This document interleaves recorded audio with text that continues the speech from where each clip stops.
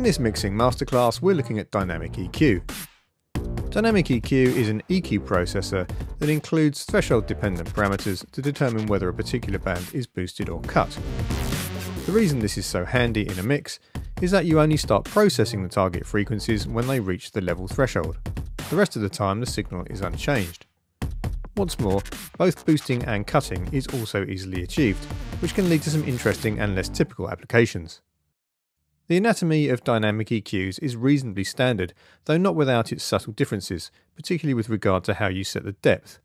What's more, dynamic EQs work as both regular EQs and dynamic processors, and you can use both at the same time. To keep things simple, here we're only using the dynamic aspect, leaving the gains at 0. Here we've loaded up Tokyo Dawn's freebie EQ TDR Nova, deactivating all but one of the bands and using the threshold button to activate the dynamic mode. As suggested, we've set the gain to 0 so the band is only acting as a dynamic EQ and turned on the analyzer. We can now set our initial band shape, shelf or peak, frequency and Q width. To get started, let's look at a kick sound. The analyzer shows the kick has a dominant frequency at about 80 Hz, and by using a peak shape with Q at about 2, a ratio of 2 to 1, and adjusting the threshold, we start to see dynamic gain reduction from the EQ band.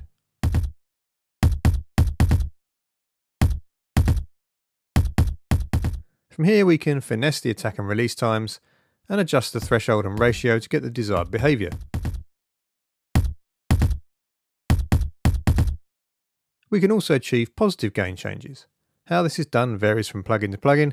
Some include a plus or minus range rather than a ratio.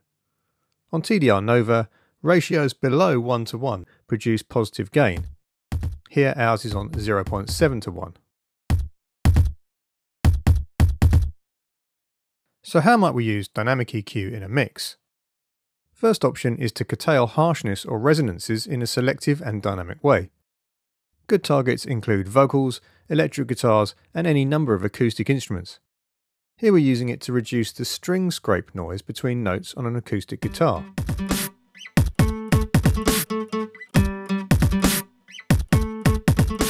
We can also use dynamic EQ to help sounds to work together. A good example is kick and bass. Using our initial kick example, we've moved the plugin from the kick track to our bass track, setting up the kick track as an external sidechain. Now the kick frequency we focused on earlier ducks slightly on the bass sound whenever the kick plays.